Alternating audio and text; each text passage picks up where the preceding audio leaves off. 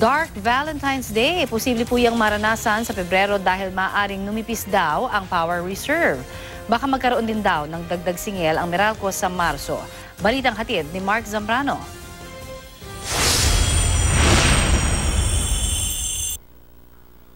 Candlelit dinner.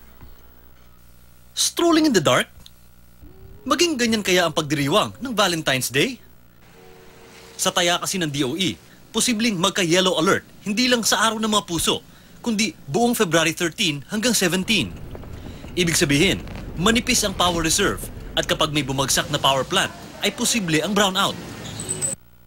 Ang dahilan, ang maintenance shutdown ng Malampayan Natural Gas Facility sa Palawan para i-repair ang underwater assets nito na may leak.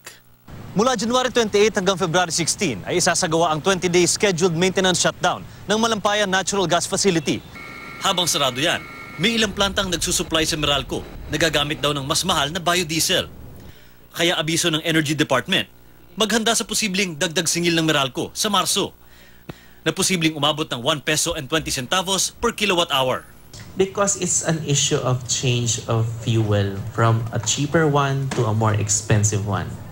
Noong November 11 hanggang December 10, 2013, nagpatupad din ng maintenance shutdown ang Malampaya na dahilan ng all-time high rate hike ng Meralco na 4 pesos and 15 centavos per kilowatt hour. Mark Zambrano, GMA News.